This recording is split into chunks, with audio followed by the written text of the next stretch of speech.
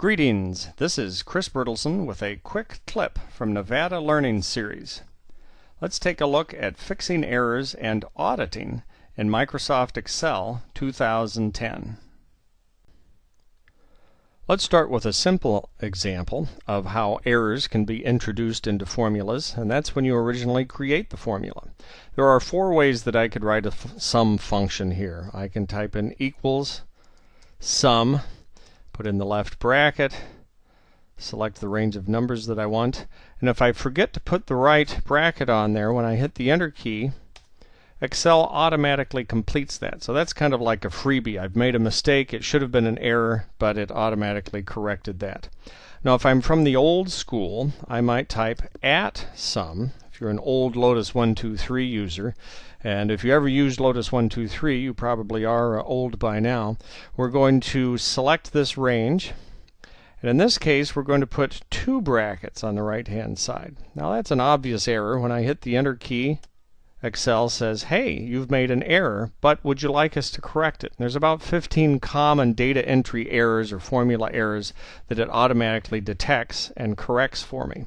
And these other two don't have to do with errors, they're just nice ways to do a sum formula. You hit the auto sum button up there and confirm that with enter.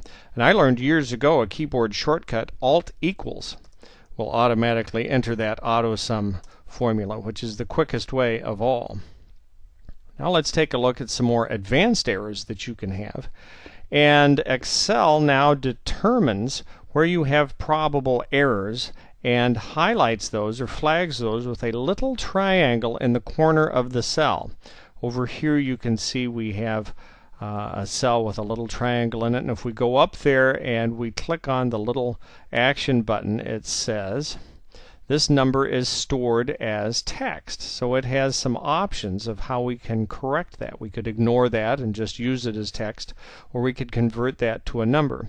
Now it's important not to treat a number as text if you're trying to calculate it, because it will not be factored into a calculation or a formula if it's treated as text. And typically one that has an apostrophe in front of it will be treated as text. Now if we want to check all the errors that we have in a worksheet, there is an area here under formulas called error checking. That pulls up a special dialog box that will go from one error to the next and give me my options. So let's convert that one to a number. Next it found this one, and this is a formula that doesn't include some neighboring cells. So we'll go ahead and update that. Divide by 0, well, that's a mathematical law. We can't think about that one. Over here we have an inconsistent formula with its neighbors, and it recognizes that, and we'll go ahead and copy that formula from above. So that's some nice error checking to be able to detect those errors, and when you see those little triangles you'll know to click on that and drill down further and make sure you don't have those mistakes. Another way that I can track down errors is just to double click on the individual cells and check each formula. I can see that the logic flows well into that one, and I can see that I have a little bit of a problem with that one.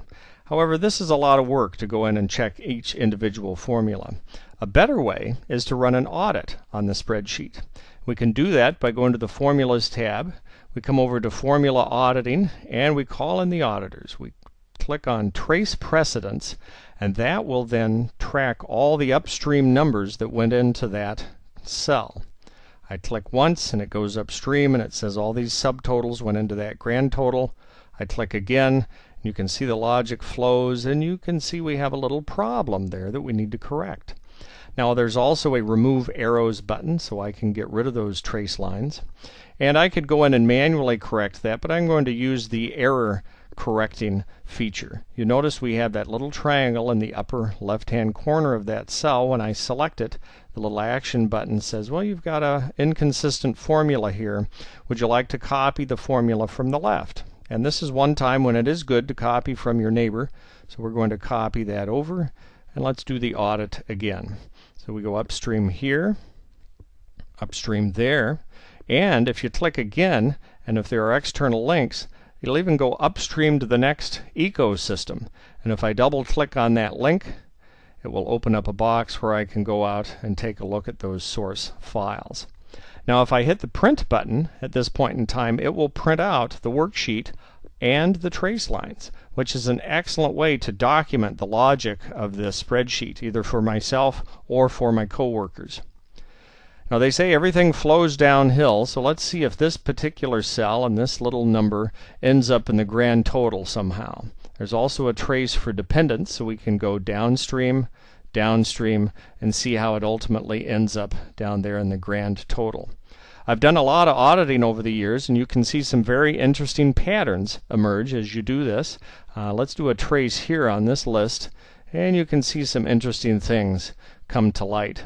So between tracking errors and being able to run these audits, there's many fine tools to help you stay on track in Microsoft Excel 2010.